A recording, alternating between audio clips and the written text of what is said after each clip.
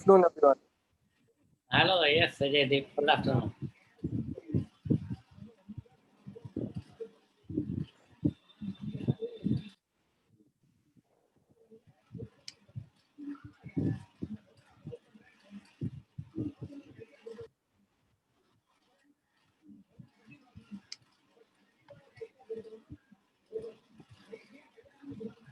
Good morning, Rodrigo. Good morning, Natarajan. How are you? Very good. How are you? Fine, thanks. Hi, Dr. Hudson. Doutor, o seu áudio tá mudo. Dr. Hudson. Okay, now. Oh, sorry. Good morning. Good morning. Hi, Natarajan. Good Good morning. morning. How are you? You're fine. I was telling Aishwara, it's too hot over here. Oh. It's almost 30 degrees Celsius during the day. No, almost 40 actually. Almost 40. 40. Yeah, 40 positive. So hot. And maybe today it's gonna get better. Nicole is joining us as well. Yes. Welcome, Nicole. Good morning, Nicole. Bom dia.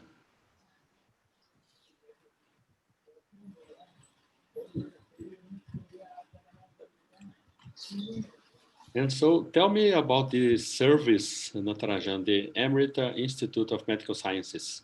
Is it in Mumbai as well? No. It is in South India, in another state called Kerala. We call it what is that?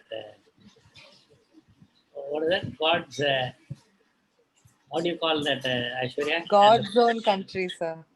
Huh? God's own country. God's own country.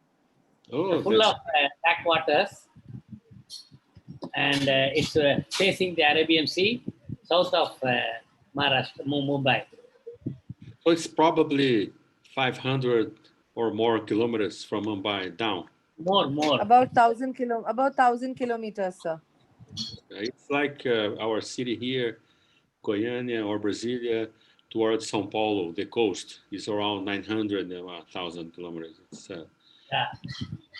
Quite distant. And it's full of backwaters, and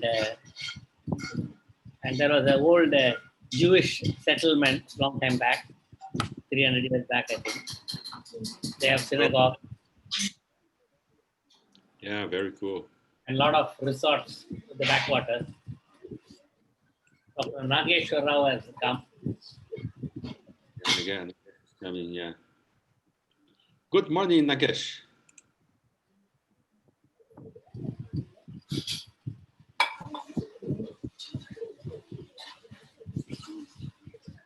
Some of our retinal friends here, they liked Nagesh's case from the last retinal. Okay. They were asking me about his case, how he did this and that, and I passed it on to him. Very great case. So is Pooja ready? Yes, sir. I'm ready, sir. Shall we start, sir? Yeah, okay. No, Artan, can she start? Just a second. Can I start, sir?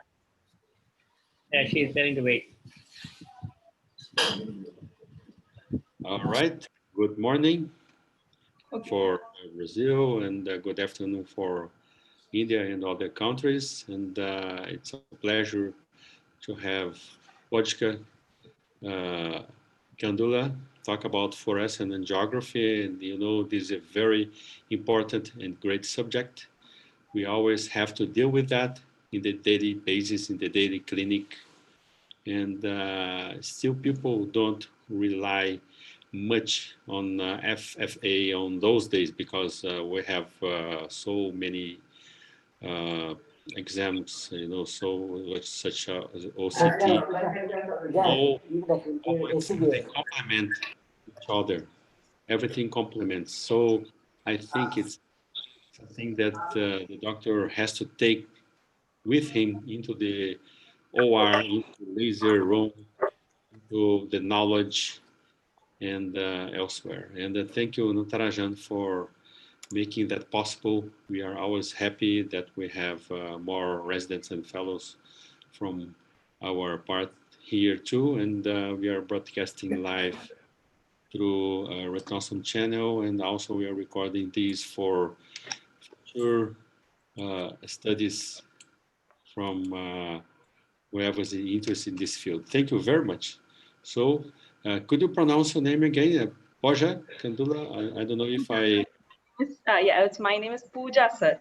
Okay. Thank you, and thank you, Natarajan, and especially Aishwarya, for giving me an opportunity to share my knowledge on fundus fluorescein angiography. I would especially thank Dr. Gopal, sir, for always encouraging me to present on various platforms. Moving on, fundus fluorescein angiography. These are usually very essential to accurately evaluate, diagnose, and treat patients with retinal vascular and macular diseases. I will be covering this topic under the following headings: basic anatomy, principle, technique behind fundus fluorescein angiography, interpretation, and abnormal patterns that we see in a fundus fluorescein angiography. Why do you have to know the anatomy is because that is how we will know the various abnormalities that occur. Retinal and choroidal vasculature are very important. In retinal, we have dual circulation by the as well as choriocapital. The choroidal vasculature, we have hyaluronic which are non-fenestrated and do not allow the dye to leak.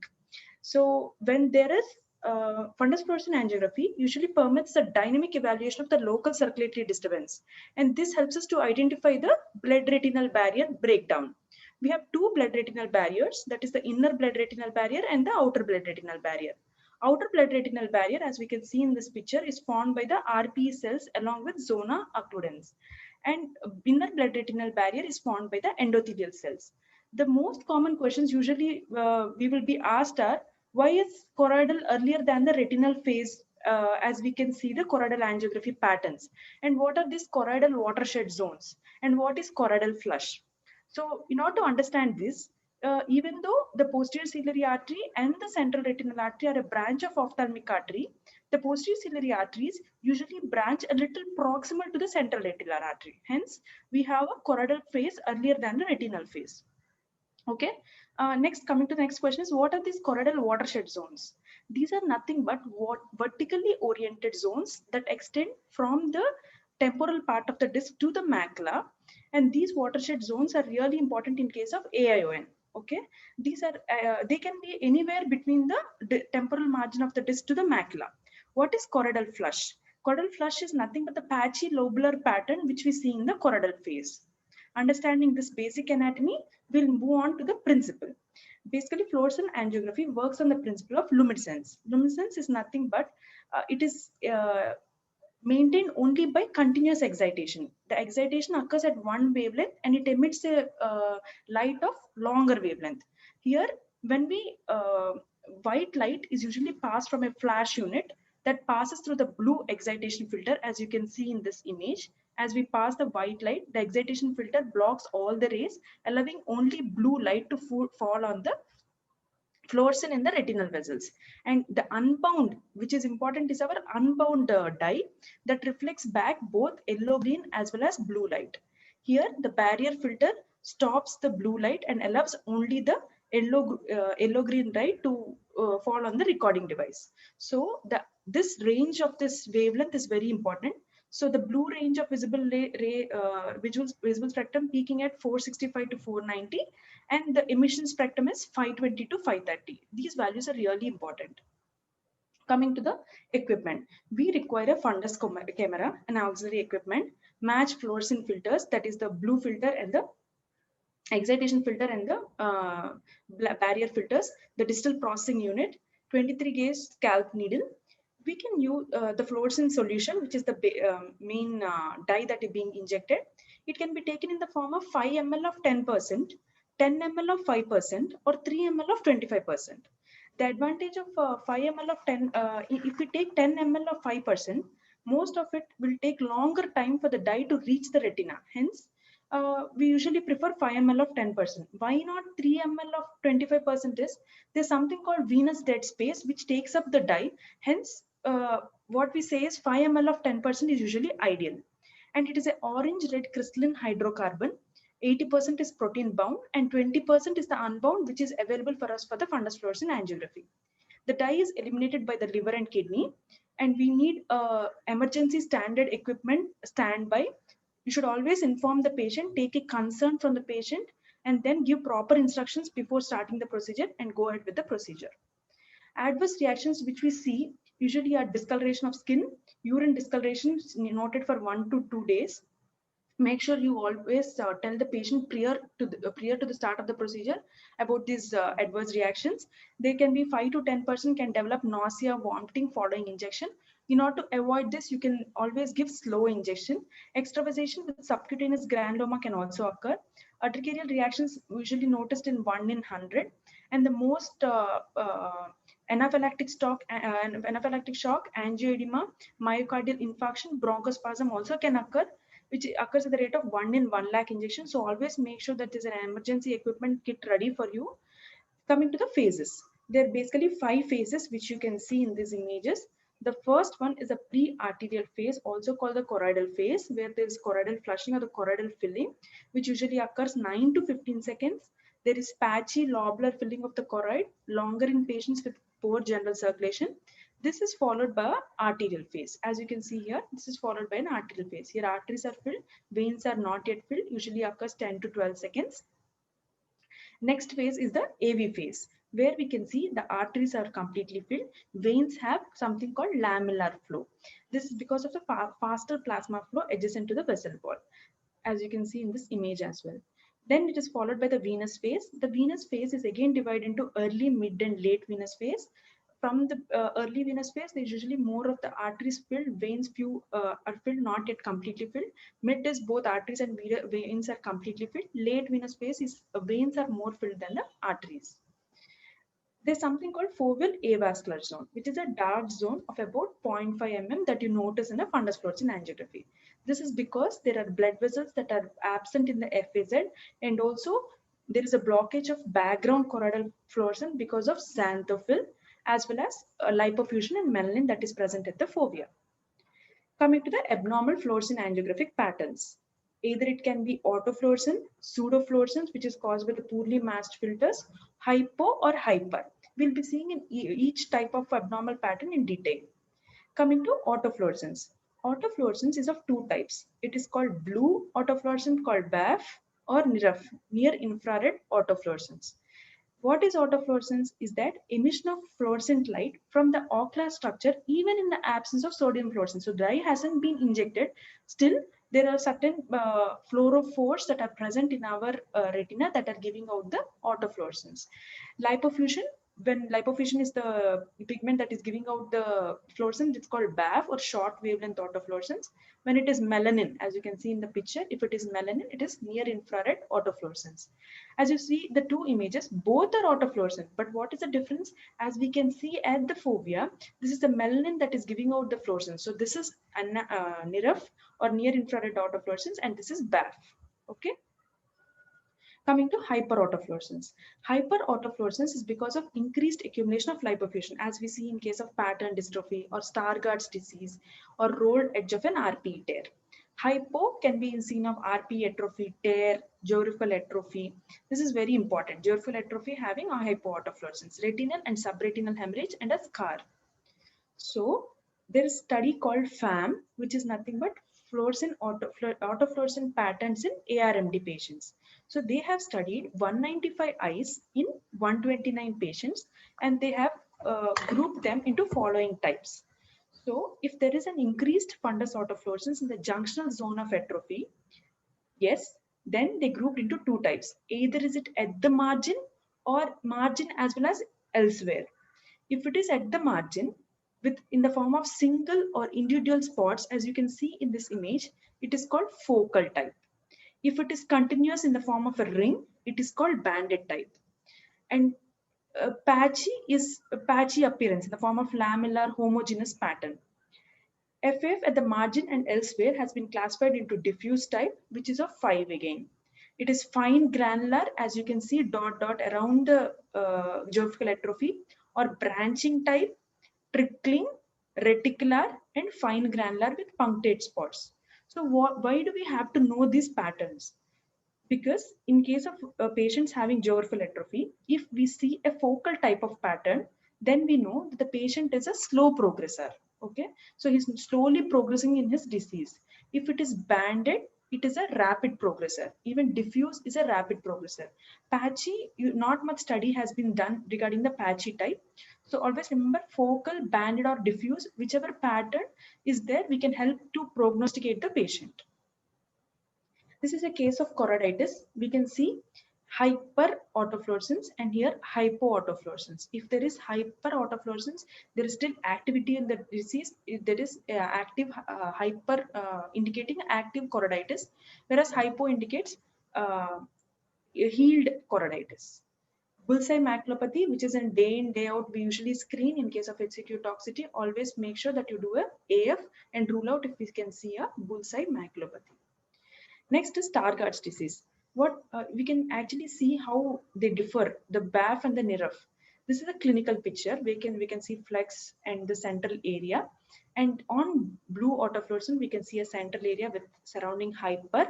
As we can see in NIRF, the extent of the disease is more clearly evident in case of a melanin autofluorescent. The as we are done with auto, we'll move on to hyperfluorescence. Hyperfluorescence, we have 4 different patterns. It is transmitted, leakage, pooling, or staining type.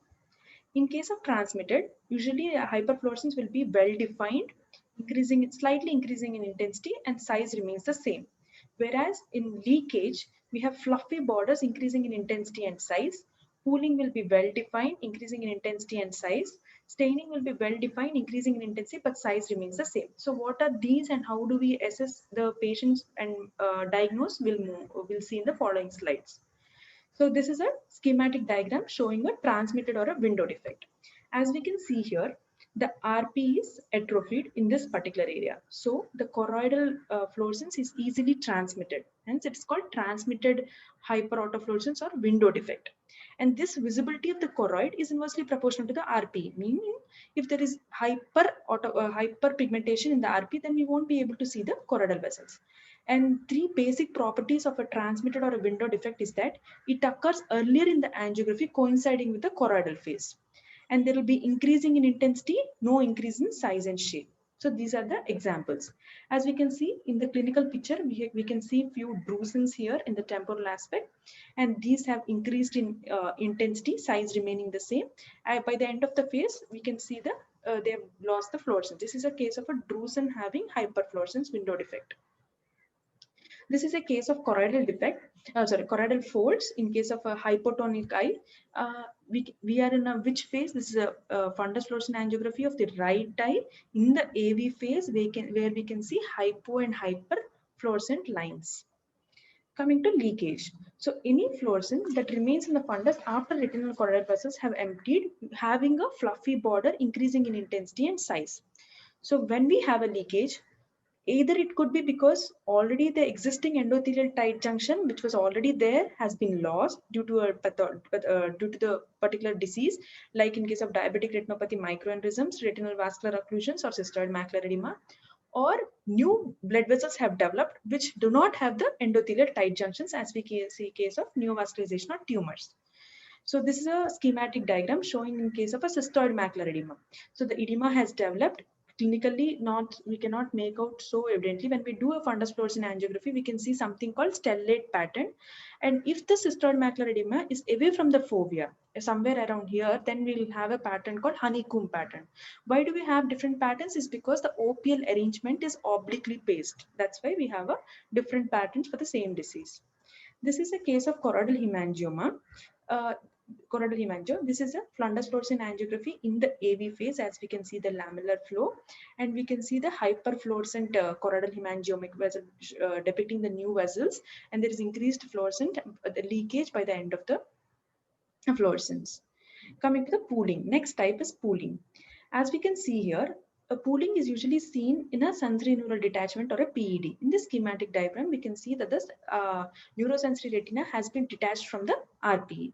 This is a typical case of CSR where we can see ink blot pattern. There is increased in the fluorescence by the end of the fluorescence. This nothing but pooling. When the other type is PED.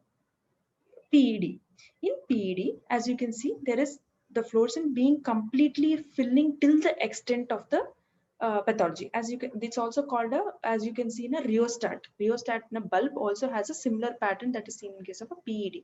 That's how we describe SND and a PED. Coming to staining. Staining is another type of hyperfluorescence where there will be increasing in intensity, but there is no increasing in size, as we can see in this picture in case of a drusen.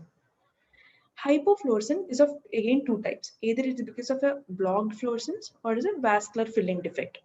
When we know it is because of a blocked fluorescence, we have to rule out either it is pre-retinal, blocking both the retinal of the choroid, or it is subretinal, only blocking the choroidal. Then the vascular filling defect, find out which branch or which has to be blocked and leading to a hypofluorescence. Sorry. So this is a case schematic diagram showing us hemorrhage in the RNFL pre-retinal. Because of this, the fluorescence has been blocked, hence we got a blocked fluorescence. Here both retinal as well as choroidal fluorescence has been blocked. On clinical examination, we found a hemorrhage in front, so it is definitely a pre-retinal hemorrhage blocking both the retinal and the choroidal vessels. So when you are given a hypofluorescent picture or any picture in the sense fluorescent angiography, always make sure that clinical picture is there along with you correlating with your findings. This is also a case of a blocked fluorescence where we can see retinal vessels are still seen. However, the choroidal vasculature has been blocked. In the schematic diagram, as you can see, here the retinal vessels are being transmitted, whereas the choroidal has been blocked. This is because of hypertrophy of the RP or CHEP. This is a case of vasculitis with blocked fluorescence due to filling defect. This is our own case of 55-year-old female who presented to us with blurring of vision in her right eye since 1 month. On examination, we saw hemorrhages occupying the superficial hemorrhages occupying her infratemporal quadrant. Fundus fluorescein angiography was done, which showed a blocked fluorescence. This is also a case of BRVO where we can see neovascularization, capillary non-perfusion areas. So what is the important in both these cases, as we did a fundus fluorescein angiography, what is the importance of fluorescein angiography in case of a BRVO? It helps us to know the macular ischemic status, and it helps us to know the amount of neovascularization and then CNP areas that are seen there in the patient. Coming to CNVM. In CNVM, fluorescein angiography plays an important role. It helps us to diagnose whether it is a classic type or an occult type. If classic, is it predominantly classic or minimally classic, and where is the location? Is it subfoveal, juxtafoveal, and extrafoveal? Coming to the first picture, this is a classic CNVM where we can see typically called the lacy pattern and well-defined borders, as we can see here. This hypo is because of the hemorrhage that can be seen clinically, blocked fluorescence. So this increasing in intensity as we go for the end of the fluorescein angiography. This is the other type called stipple pattern with irregular margins seen in case of a fibrovascular CNPD in a CNVM. This is a case of a 56-year-old male patient who presented to us with history of type 2 diabetes since 12 years. On examination, we could see few hard exudates, microaneurysms, dot blot hemorrhages, and a small neovascular fond in the supratemporal quadrant. As we did a fundus fluorescein angiography, we saw the full extent of a neovascularization fond on the supratemporal quadrant and a large number of CNP areas and multiple neovascular leaks in this patient. This is a case of a 14-year-old female who complained to us saying that when she was having her Zoom class, she was unable to see the screen since 3 days. On examination, we could see multiple SNDs with hyperemic disc. On fundus fluorescein angiography, we could see multiple pinpoint leaks with SNDs in the late staining of late pooling phase in both right eye as well as left eye. This was a typical case of VKH. Patient was treated. So when you are given a fundus fluorescein angiographic picture, always make sure that the name, age, and gender is already there. So make sure that you know the clinical findings, see the first clinical examination, then always make sure you take a autofluorescent red-free color picture and autofluorescent picture. Always when you're naming it, which eye, is there any arm retinal delay? Always make sure that you have all the sequences and you present it in the sequential manner, and make sure whether it is which level, is it at the choroidal level, or is it at the subretinal level, or the neurosensory level, and then you comment on hyper or hypofluorescent. So my questions to the panelists are, this is the most common question usually will be asked. In case of CSR, we see two patterns. One is the in-blot pattern, which is most common, and second one is the smokestack pattern, which is going against gravity. So most common question to the postgraduates will be, why is the dye going against gravity? My next question is, other than AAON, is there any other clinical significance of watershed zones in the FFA?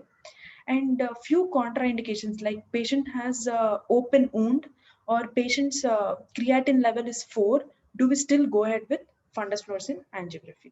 Thank you. Congratulations, Pooja. That was great. You covered virtually everything, and great slides as well, and some images from Ryan. Very good. And some things I have to point out is that you showed different patterns of Yes, sir. fluorescence and Yes, sir. related diseases. And sometimes I have to emphasize for the residents and fellows that, for example, in diabetic retinopathy, and if we are looking at retinal edema, macular edema, we should wait up to at least 5 minutes. Otherwise, we won't see how much the edema is spreading. And this picture is good to see the extension of the macular edema, but also the beginning of the exam, the early phases, they show where it starts as well, and the boundaries of the lesions. This is very important. And one thing that you pointed out is that many technicians, they perform the FFA, and we just take a look. But sometimes, if you don't tell them exactly the way you want them the exam to be performed, they might not do it very well. For example, you explained about the arm retinal delay. Some diseases, they have to take in consideration also if the patient has a carotid artery disease, for example, whether the dye is getting into the retina faster from one side, one eye, as opposed to the other eye. And sometimes the technician, he doesn't pay attention to that. He just take pictures. And so you gotta tell him, you gotta do pictures more at the beginning. You gotta do these pictures this time, and this time you have to tell him what to do. Otherwise, you are gonna be able only to get some from the beginning and some from the end, and you might not be able to know what you are looking at. So it's very important that your FFA technician performs a good examination. Usually I have them perform the exam to me, but in some services, like one of my services that I work at in Brasilia, I do the FA myself. So the nurse gets the vein there to get things ready, and sometimes he cannot hit the vein and get the vein. I get the vein for him, and so we inject the fluorescent dye, and then I myself, I keep this, doing the shots, and things go well because I know what I'm doing. I'm interested in the disease, and I know exactly where to look at. So it's very important, as you commented. And last but not least, on CSR, it's interesting that we always know that this fluorescent pattern is from the convection forces, and so the dye keeps moving and shows the interesting patterns from the CSR. The most important that we say it's pathognomonic is that the round one from the top that we call the chimney pattern, and but 80% or more we see it's the common one with what we call here the like the ink pattern. Ink blot. Yeah, that's it. Yeah, that's what we see most. And so I think you covered everything. It's important to look at the retinal periphery as well, because sometimes you have disease, especially vascular diseases, as you shown well for branch retinal vein occlusions, and you have this hypoperfusion. And if you just display the image on the center, you might not get the nasal or the temporal or mid periphery hypoperfusion there. And so this patient might need either injections or lasers, or, you know, in the past we used to do only observation for CRVOs, but then we saw in the FFA that some of them needed laser, but not only for edema, because for laser for edema did not work very well, and then we came with the decision that injections would work better. But still, we have to look at the periphery of these cases to see whether ischemia is going on. So, very interesting lecture, very, very good, actually, and you gave interesting examples.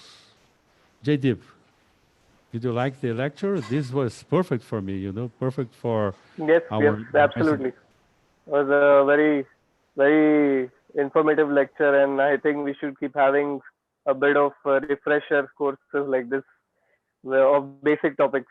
So very well presented, Dr. Pooja, and I think you covered, as Dr. Hudson said, most of the things quite well from the basics, and of course you covered all the common macular conditions, retinal conditions. But yes, there are a lot of other conditions which we need the FFA for, and as Dr. Hudson said, wide field FFA is very important nowadays, and checking the periphery for peripheral lesions is quite important, especially for some things like tumors on the periphery. So as we said, what you need to do is not only write exactly what you would like the technician to do if you're not doing the angiogram yourself, because there are certain things which can be easily missed if you don't give instructions to the technician, and they might not know where to focus and which eye to do first, for example, or what early pictures, which frames to be taken, and all those things are quite important when you ask for an FFA. So that is one thing. Plus, you should know how the machine works, and ideally, everyone as a retina specialist should definitely know how to do a fluorescein angiogram, ICG, fluorescein, all these things. You should know how to do yourself, because sometimes you may not have a technician and you might have to do it yourself. So you should be well versed with the machine and how to do the fluorescein angiogram, and of course the precautions, as you mentioned, what you need to keep in mind, because certain patients may suddenly develop breathlessness, or might even develop an anaphylactic reaction. So you should know how to react, what things are necessary to be kept there. You should ideally have a physician or a anesthetist standby, so that in case of emergency, they can attend to the patient. So FFA is an invasive procedure. We should all know that, and so when we ask for it, we should have definite indication for it. and then only ask for FFA. Nowadays, we do have OCT angio, so there is an option available where we can, get away without doing a fluorescein angiogram. So ask for it when you actually need it, rather than advising it indiscriminately, because it is an invasive procedure. Then, as you described all the patterns of, and you covered autofluorescence as well as all patterns of hypo and hyperfluorescence. So, what a newcomer should learn or know is how to identify these and not confuse between the types of hyper and hypofluorescence, and what is the clinical implication of these. So, I guess you've already covered it, and probably when we discuss a clinical case, I think we can go into the nuances of the angiogram as such. So it was a good overview of everything. Maybe we can have some case presentations based on FFA on in subsequent classes so that we can go into the fine details about things. Yes, you are right. And you were telling about the OCTA. OCTA is very important. But I'll give an example. If we have the CSR, a mild CSR with the leakage, the pointy leakage at the very beginning, if it's not at the foveal area, it's extra foveal, for example, it's possible not only to observe, but it's possible to do a focal laser over there. So FFA will help a lot as you see the focal leaking point there at the special area, which is not central foveal.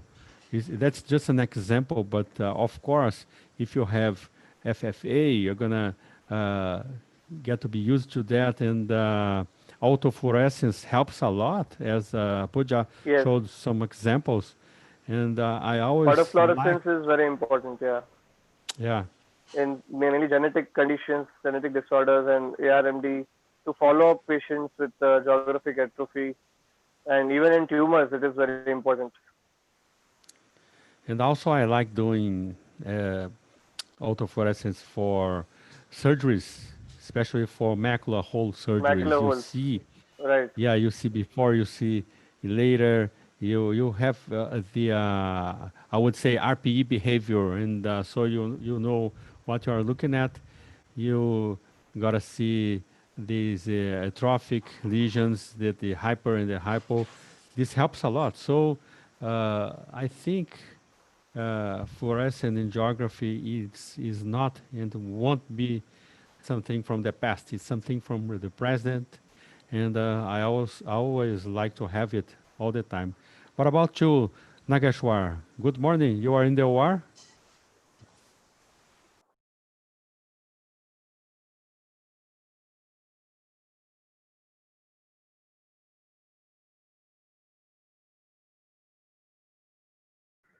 Sir, can you please unmute yourself? Nageshwar.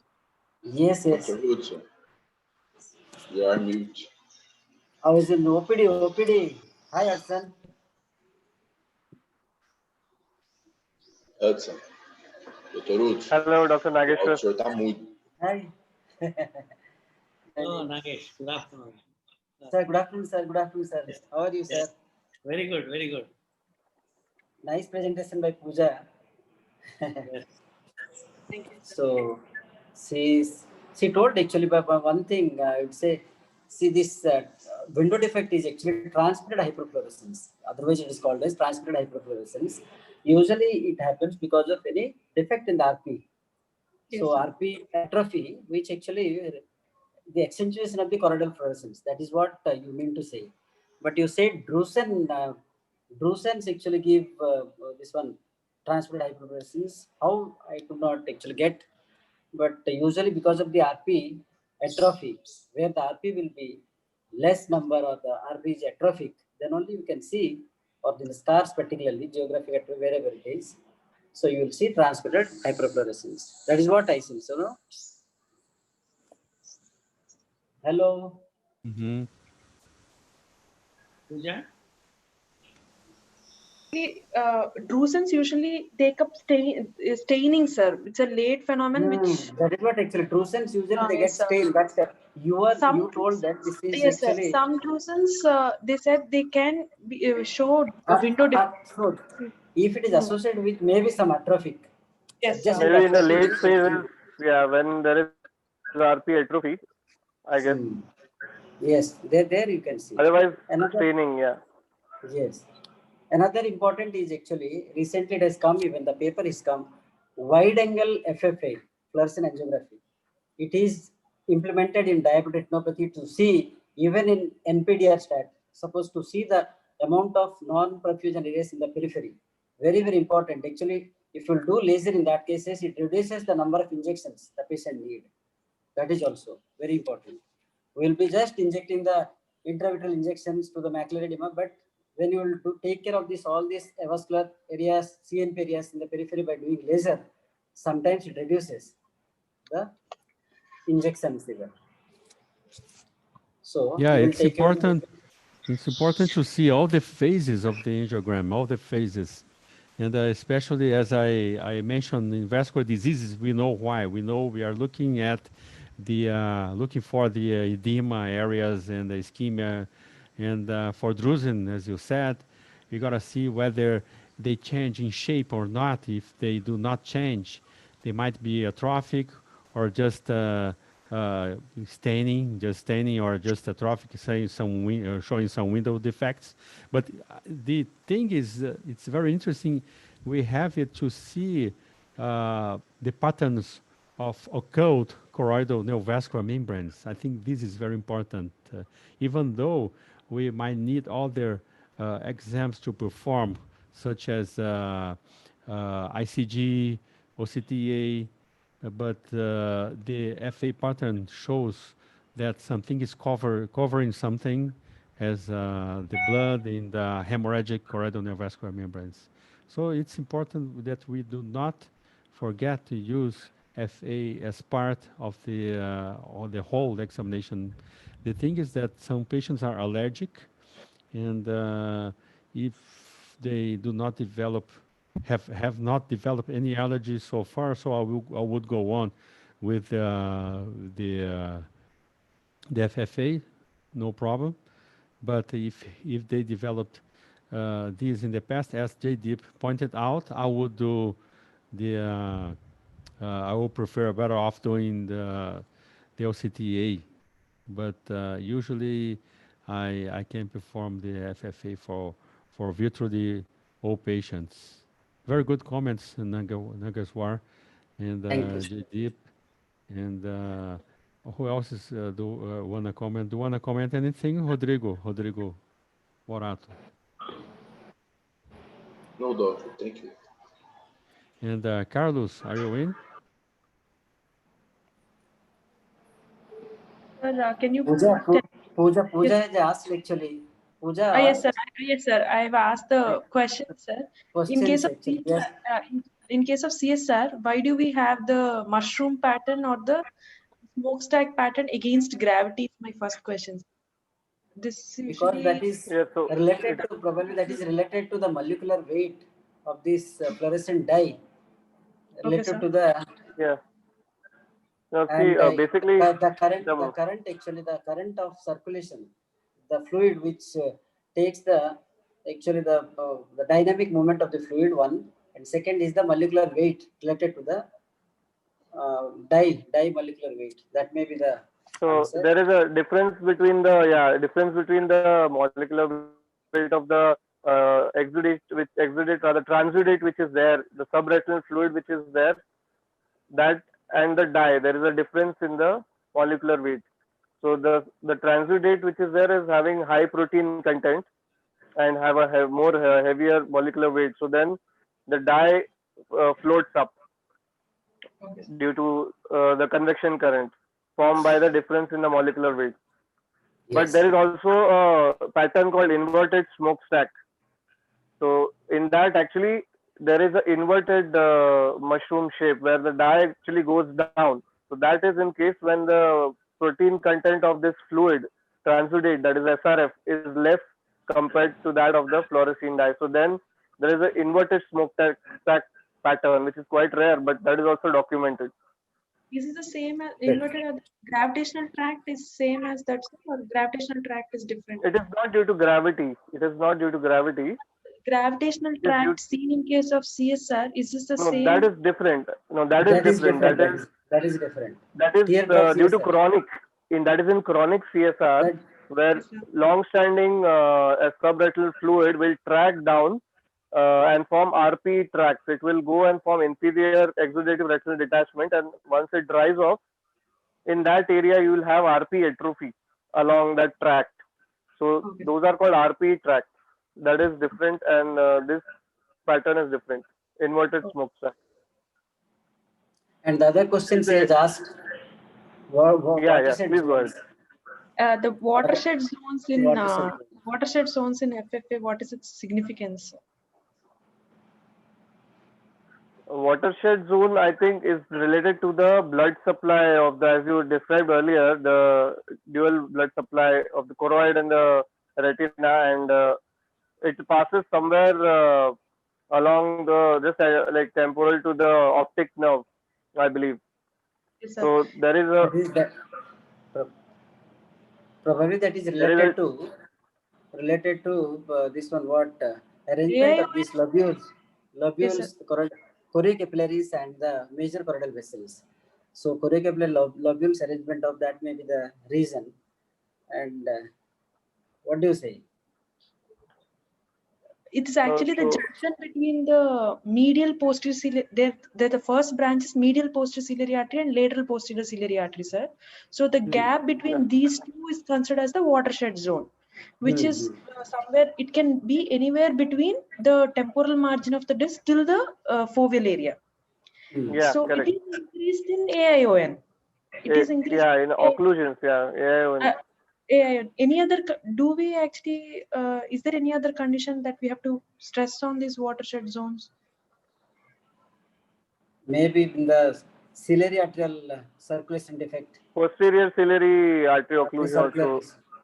Okay, sir. I think the Okay. case So you it's showed, Nagas, was a week ago. You showed the Yes. case with with the spared Yes. CR. Yes. You remember that case? Interesting. And I found a case similar to that in the papers with a bilateral, I mean, the combined occlusion of artery and vein, but with the spared ciliary artery. That was interesting. Sir. Okay, so thank you very much, Pooja, for your great presentation. We all learned. Of course, we do not have that much time to cover all the subjects because it's so much, and we are always learning with you and with everybody's experiences. And but before we close, how many of you would uh, do allergic medications before the actual examination? You know, the PO medications for considerations into patients' allergies. Would you do that beforehand, or just go on and you make a small history and go on with the exam? we are doing a test dose before. So on the skin test we are doing with the small amount of fluorescein is injected intradermally, and we check for any reaction. So after that test dose, then if patient is all right, then we proceed with the uh, FFA. Of course, we do some basic blood investigations also, and if the patient is having uh, significant systemic conditions, then we ask them to get a fitness from their physician, especially in renal conditions. Also, I always take into consideration if the patient is allergic to shellfish or related shell fish and others, and I usually do not perform the FA, even though I see the patient for the first time, and then I have the tendency not to go on with the performance. And it's good to make a good and thorough history, and Yes, see whether the patient has had this in the past. And I usually inject the slowest possible, not too fast. Of course, we have to look at the time from the arm to the retina, the 10 seconds things, but I prefer to inject a little slower. So otherwise, I see that people that inject too fast, they come with nausea and other symptoms. So I prefer to inject right. slower. And then another thing it's very important is that you have to take good attention to your equipment. Some because for color peaks, you use the filter, and for FA, you use another filter. If you keep photographing with the filter from the FA in the color peaks, you might damage it as well. And so sometimes you are not going to be able in the long run to see well your angiography because uh, the filter is kind of blowed, so you got to be very careful on that as well. Use the appropriate filters, and also for the patient's protection, if you use the very uh, F1 filter, for example, and you do a very high flash, high, very strong, and so the patient might get some damage during the examination as well. It's not good for him. He won't be comfortable. So I prefer to start with lowest ISOs possible, and if it's necessary, uh, I I put the ISO a little lower, but the flash from the equipment, it's usually around 320 or 400, not more than that. Otherwise, the image might get very white and blown. So another things uh, to have into consideration is that you do the correct timing between the pictures. So at the beginning of the exams, the phases I start to doing and uh, doing like the burst photo. You see, you one after the other.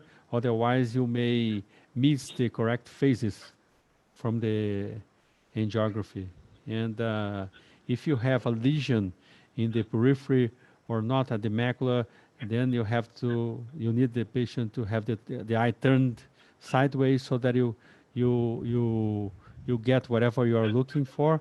And I also tell the technician, in case you don't do that, you don't perform the exam, that he has to photograph that specific area. So we make a drawing from the lesion before referring to him. Otherwise, he's just gonna photograph the center and won't do anything that's probably necessary for the disease.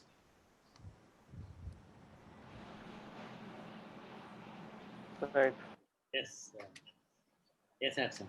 I think excellent. Sir, because Natarajan sir should say something. He has to give the key points on FFA.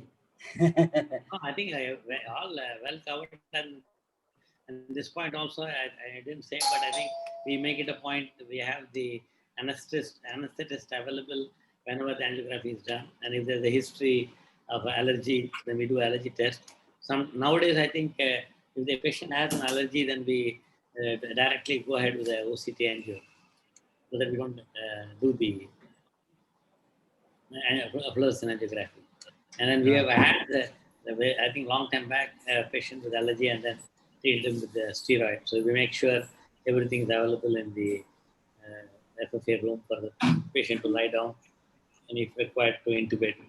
Fortunately, if you take precautions, I think it's fine. Yes, and I also will have to think of the dye, the concentration. I prefer to use the 20% concentration, which is higher, so I see better the image. But in some cases, you don't need to use 20%. You use 10% for very mild diabetic patients, for example, that you want to see just the pooling, the microaneurysms and things, and you don't have a flourished pattern of characteristics. So I tend to use a lower concentration of the dye, but usually I prefer to use the 20% as well. Usually every 20. Thank you very much. Very good. So, what is the next? Pooja. I think next is on OCT angio. Aishwarya? Yes, sir, we can have OCT angio. Dr. Hudson was asking whether we should have one of his PGs next week. If not, then I can present, sir. No, Hudson, whatever you said. Yeah, but I think she's already prepared the OCT A, and I think it's going to be cool to have your talk this time, Aishwarya, because Yes, OCT sir, A sure. already prepared, and we could make the complement as well. And I Sure, know sir. that you prepared a very great lecture, but for the sake of time, last time we talked about OCT, it was not possible to put all together. And I'm going to arrange some examples so that we could discuss on as well. Yes. For And the also, next- Yes, sir. wherever Aishwarya can take presentation where we have done fluorescent, ICG, and OCT, if we have, can show some comparison. In between, can Yeah. you discuss a few cases, sir? Yes. Can we discuss some interesting cases, Yes. clinical cases? Yes. Definitely. Yeah. Should I It's suggest? interesting because the case that you put, for example, in the WhatsApp, Yes. it was interesting.